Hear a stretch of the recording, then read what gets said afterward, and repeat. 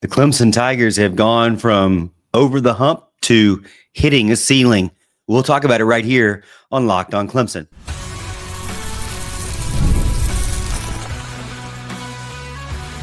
You are Locked on Clemson, your daily podcast on the Clemson Tigers. Part of the Locked on Podcast Network, your team every day.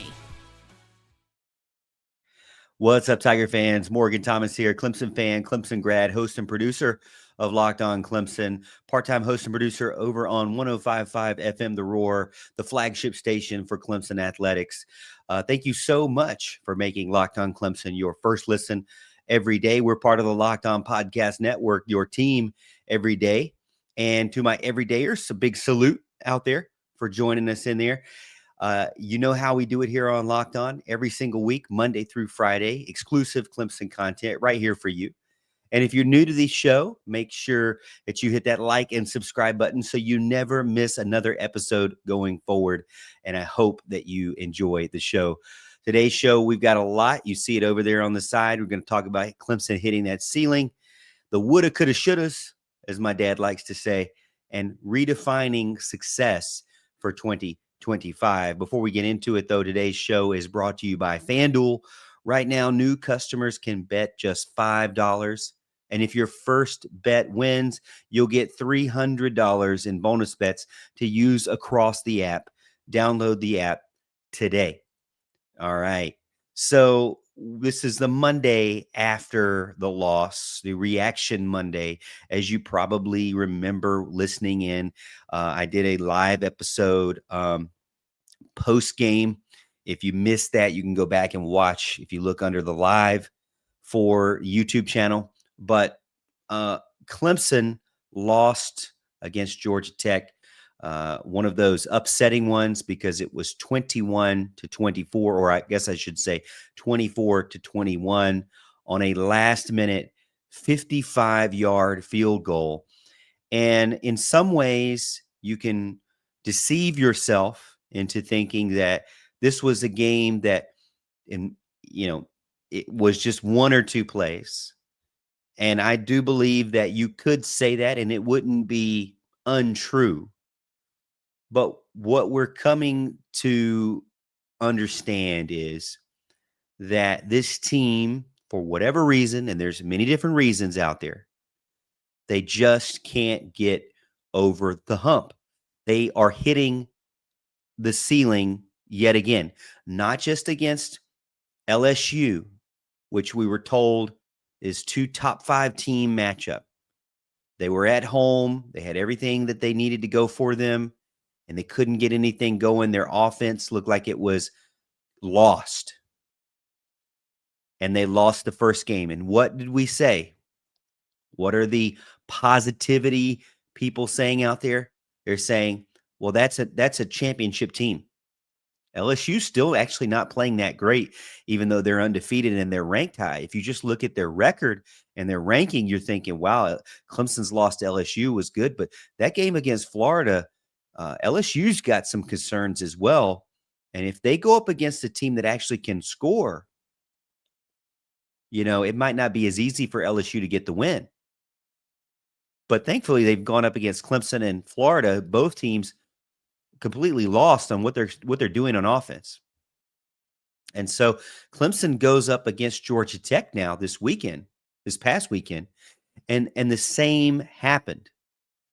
Preseason expectations were not met. And now Clemson has 2 losses in September that we never would have expected. Everybody in the fan base is questioning, what is Clemson going to do? What is Dabo Swinney going to do? Now, there's still a lot of people out there that say, well, they're going to rebound. We've seen it time and time again. Dabo Swinney teams rebound.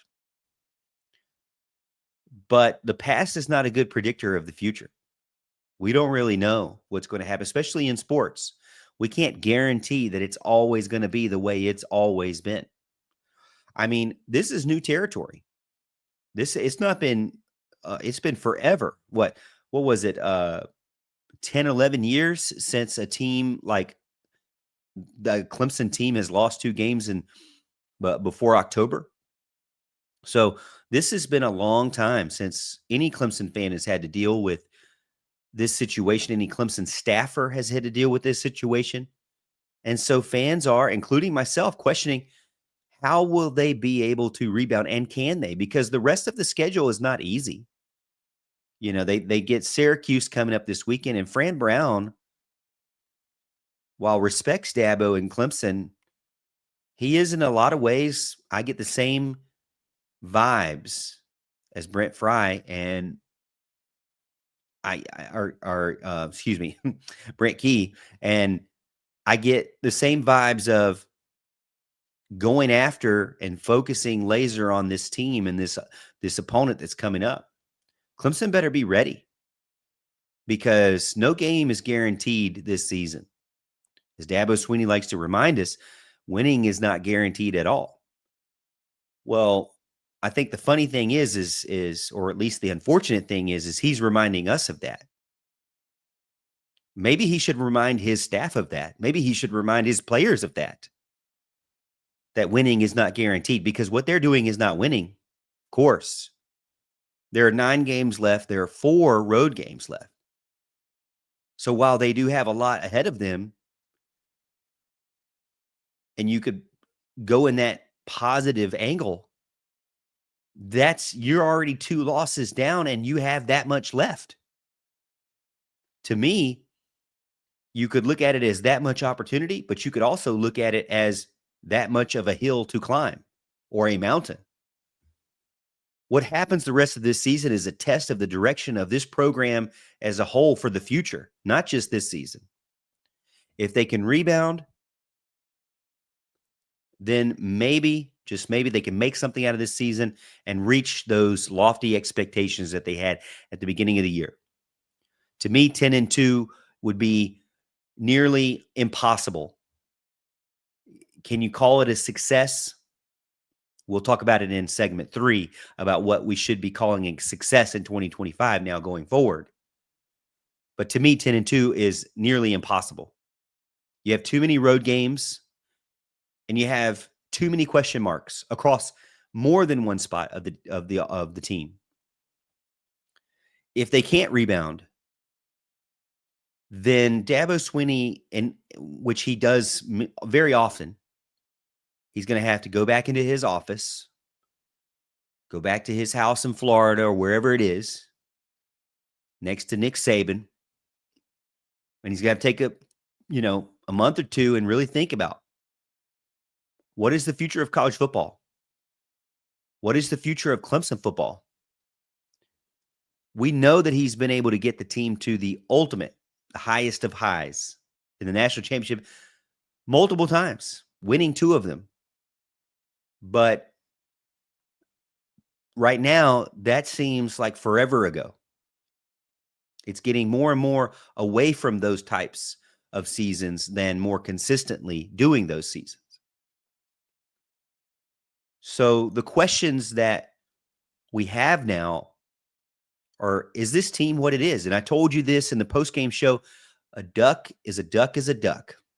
I know that's not the quote. I think the real quote is like, if it looks like a duck, if it walks like a duck, if it acts like a duck, if it sounds like a duck, it's a duck, right? I think that we should look that way on the Clemson offense.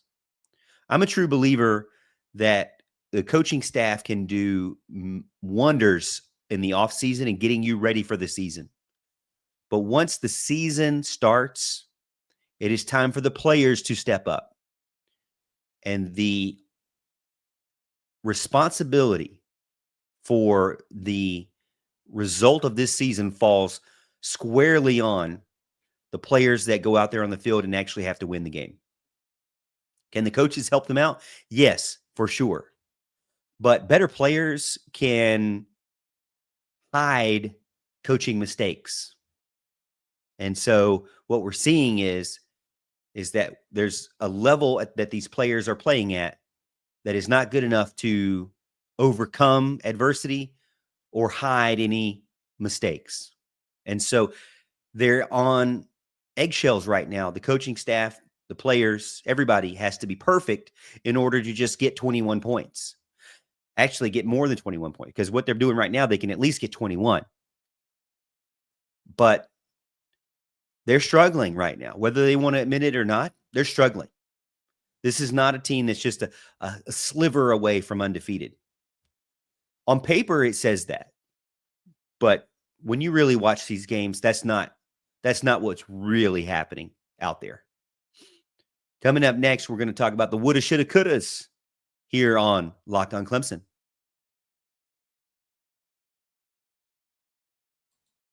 Quick question for all you college football fans out there. If you could go back in time and sit front row for your school's biggest rivalry game, what hat would you be wearing?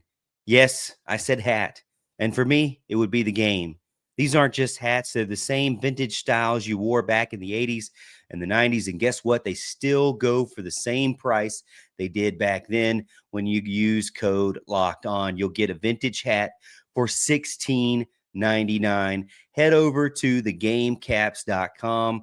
Thegamecaps.com. Grab your team's classic bar or retro circle design and use code Locked On for an exclusive discount, because legends wear the game. This episode is also brought to you by 5 Hour Energy. Tasty caffeine. Caffeine just got a flavor upgrade. 5 Hour Energy shots deliver tasty caffeine in 17 bold flavors. Each 2-ounce shot gives you the caffeine of a premium 12-ounce cup of coffee, plus B vitamins and nutrients with zero sugar and zero crash. What I love most is how portable they are. Big taste in a tiny shot. You can take it anywhere and get that boost exactly when you need it. My go-to flavor right now is berry. It's crisp, it's not too sweet, and it gives me that quick lift right before a busy day recording or a busy day heading out to the airport. I also love Tropical Burst, by the way. But honestly, that's what keeps me going, is the 5 Hour Energy and how fast it works. And I love that it's not empty calories or empty sugar, because it's sugar-free. I don't have to worry about crashing halfway through my day. Enough with boring, flavorless caffeine. It's time to give your caffeine a flavor upgrade with 5 Hour Energy shots. Get the favorites that you love. Be bold and try something new in store or online at 5hourenergy.com or on Amazon today.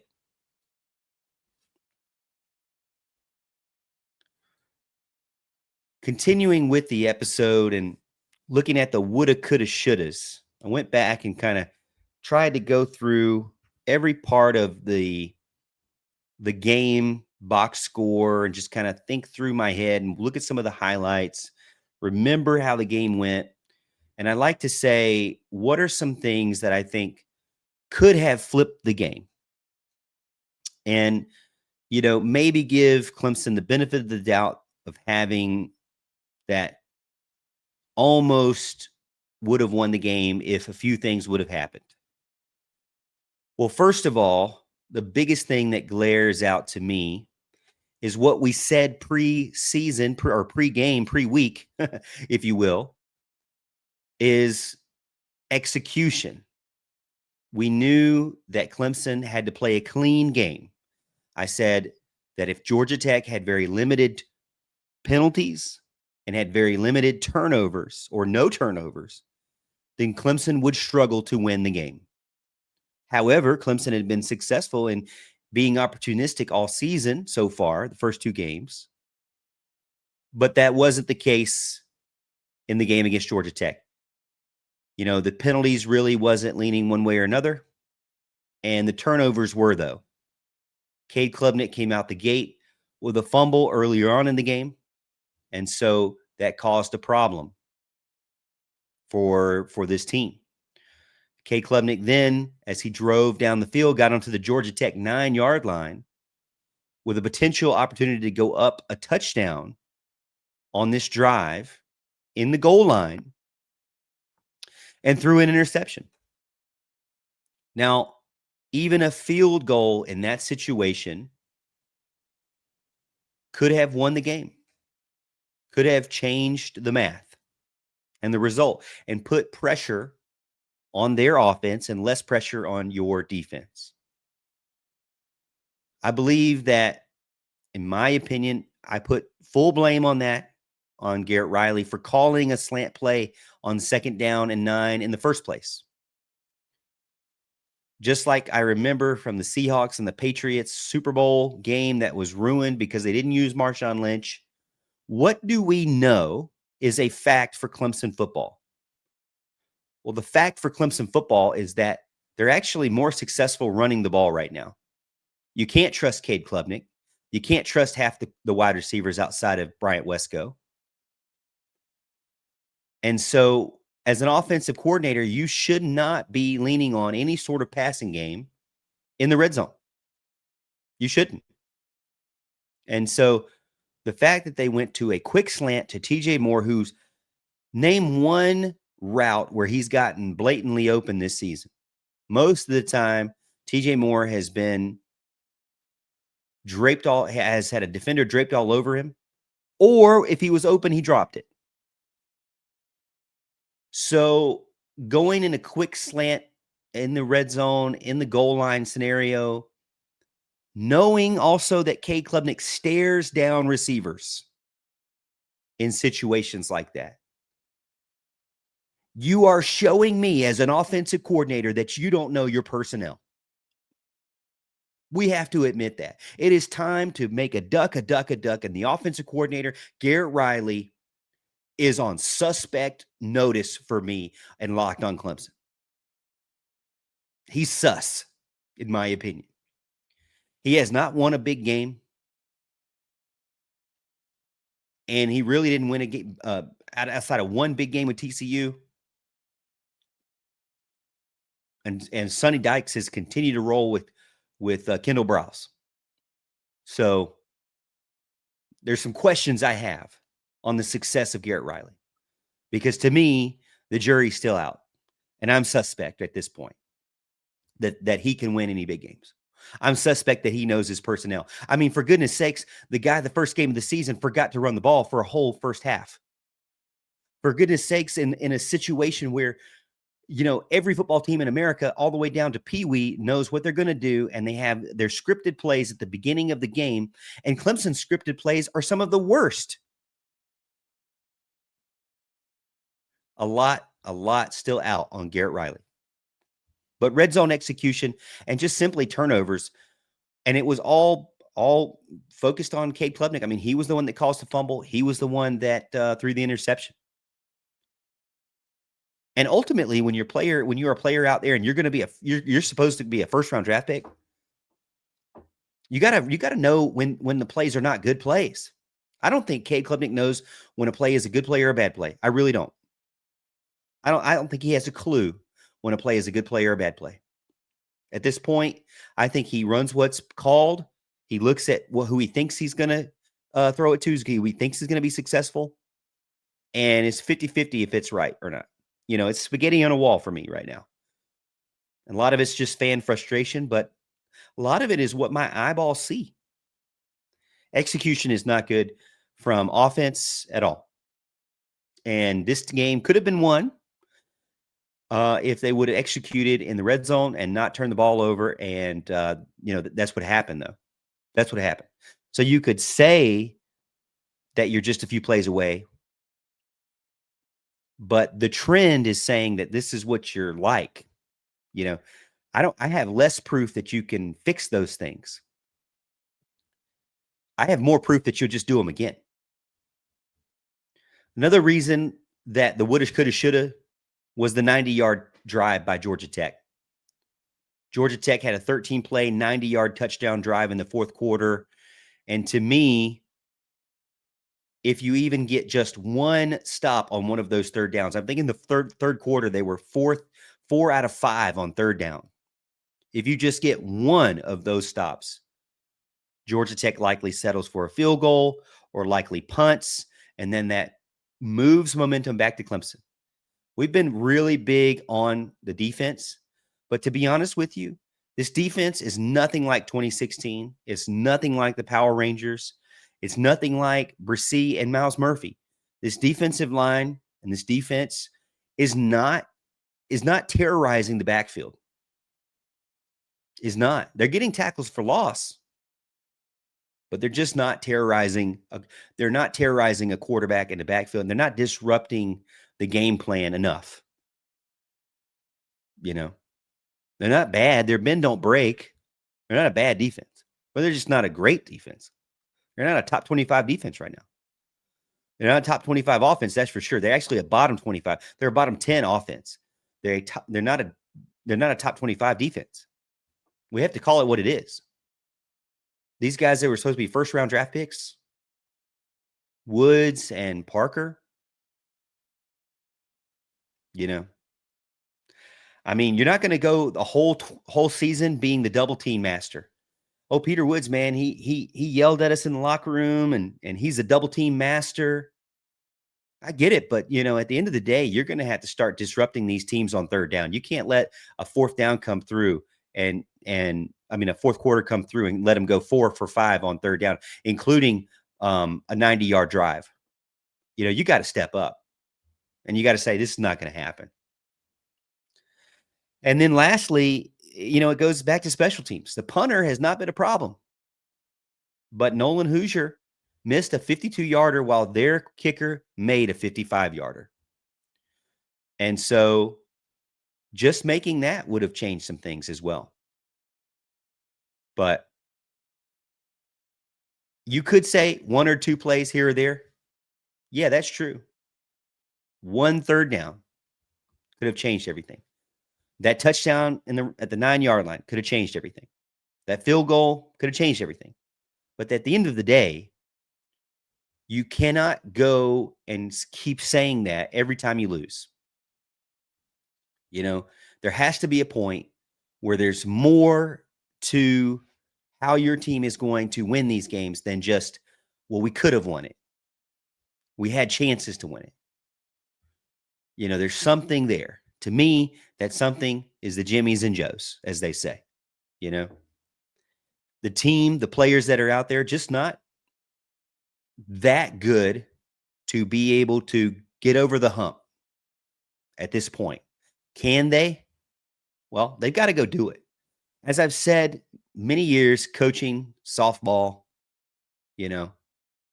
with kids, it goes back to the coaches can hit grounders to the shortstop 1,000 times a day. But when the game gets played and it's the 9th inning and the bases are loaded and you got 1 out and there's a grounder to short, it's not the manager's fault if the shortstop doesn't get the grounder, throw to second, the second baseman get a double play to first base. It's not the manager's fault. The players got to make the plays eventually. All right, we're going to finish it up with our final segment talking about how will we define success for Clemson going forward, because what we thought at the beginning of the season is so much different now after just 3 weeks, right here on Locked On Clemson.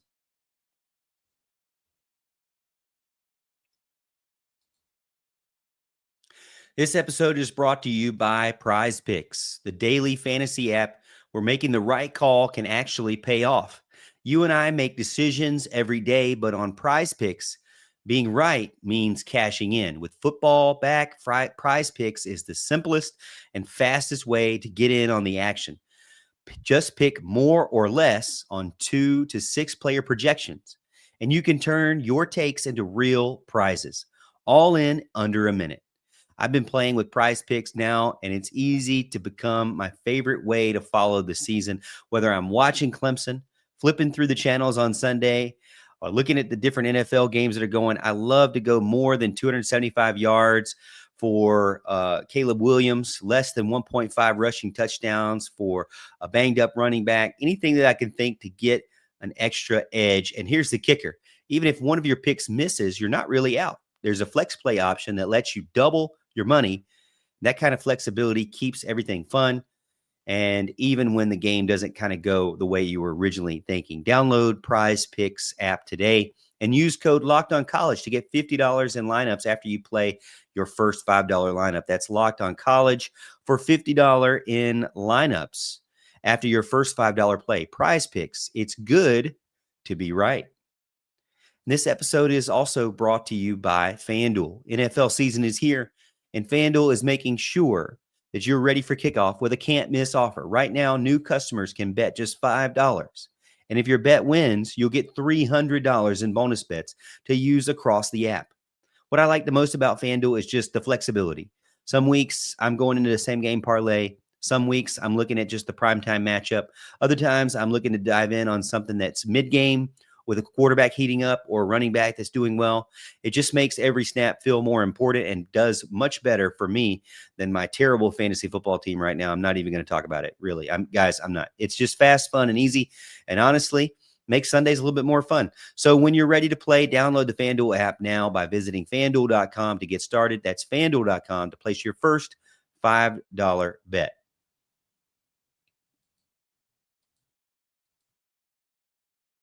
If Clemson's playoff hopes are already dead, which many people think they are, what does success mean now? And we thought in the preseason that this team would be an ACC championship team. Well, that's on the brink at this point. No more divisions. You got to win. Clemson's got one loss in one ACC game so far. A lot of thoughts were going back to the playoffs, at least with a very experienced team and a senior quarterback. But that seems to be a distant possibility now. Maybe not even a possibility. This team would have to completely reset, not just win games, but win games convincingly in a way that they know how to use their offense. There's no proof that they can do that right now. What are the realistic new benchmarks that Clemson can reach going forward? I mean, they have a lot left ahead of them to play. For September, you've got Syracuse, and then you go on a bye. So they get a little bit of a break at the end of the month. And then they've got to start back in October at North Carolina, at Boston College, and then SMU, who's going to want ACC championship revenge. You start out November, and you have 5 games in November, and they're very difficult as they go versus Duke, versus Florida State, currently a top 10 team. At Louisville on a Friday night, never going to be easy there. And then versus Furman and at South Carolina, again, a team that will definitely push you. It's a rivalry game. The problem is that you have 2 ways of going about it in your thought process. It could be, man, Morg, this team has so many things left ahead of them. The season is not over. They have 9 games left. And that is very true. They have 9 games left. The problem is that they've lost 2 games and they have 9 games left. They've lost 2 games and they have 4 away games left, including a Friday night, which is a difficult short weekend. And then they have the rivalry game in Columbia. Never going to be an easy win. So you have a situation where you still have extremely difficult road games ahead.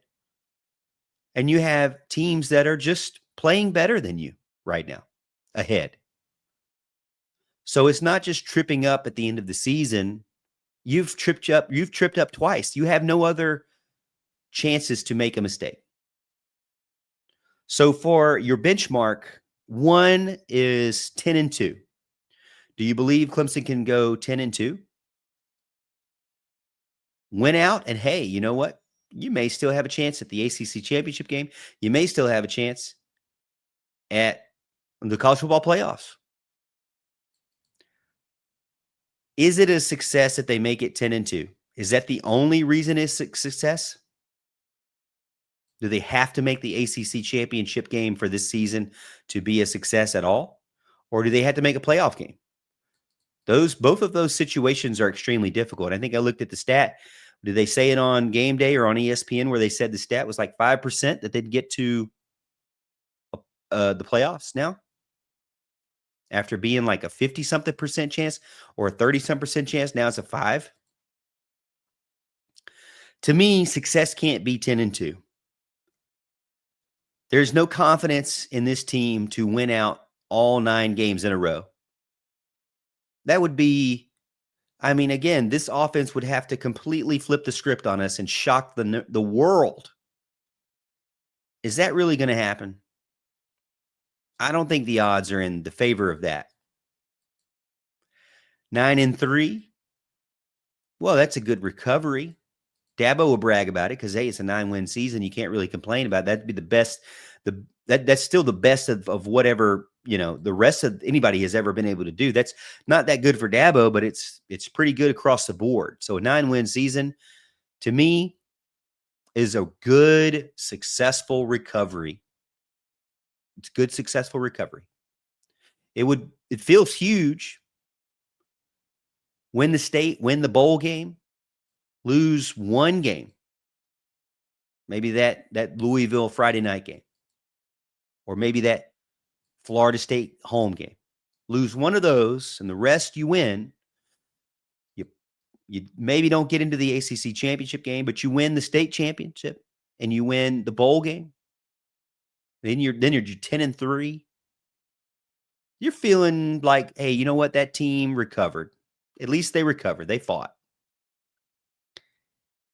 What's probably more even realistic than that is 8-4.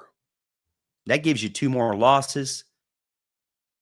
I mean, I don't think that is a season is over, but it is a disappointing season for sure. I don't think it's a failure. What would be a failure for this team would be a 7 or 6 win team.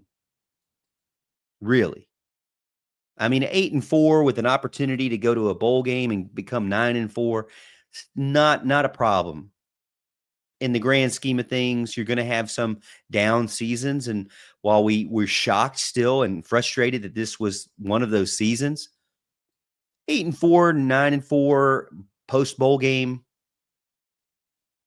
very realistic and very possible. And I think that's where I'm hanging my hat right now. Maybe you're hanging your hat on below that. I would say below that would be a failure. Maybe you're hanging your hat on above that. I would say above that would be stretching it with the way Clemson's playing right now. So whatever we thought preseason, I agree with Dabo in the sense of whatever we were saying about this team preseason's out the window at this point. And I agree with that. But just because it's since it's out the window, where do we reset? Well, to me, this is where we reset. We reset at, I'm going to go 8-4. And we can agree to disagree, whatever you want to say. But hey, that's it for this Monday night show for Locked On Clemson. And I want to let you know that this is a big moment for Locked On because college football fans, we have Locked On and Fire TV presenting College Football Kickoff, your ultimate college football weekly preview show. Drake Toll of Locked On Big 12 leads the conversation alongside 2-time AP Coach of the Year Gary Patterson, former college star Jesse Holley, and Locked On's local experts. A college football preview only Locked On can do. Catch College Football Kickoff every Thursday throughout the season only on Fire TV. Thank you so much to my everydayers for hanging through with me. I know it's been a tough start to the season, but we will make it through. And we will be together through the end. I enjoy the time we have to spend together and our post-game shows that we do. Thank you so much for the support and the love out there. We'll see you tomorrow. And Tiger fans, we'll see you at the top of the hill.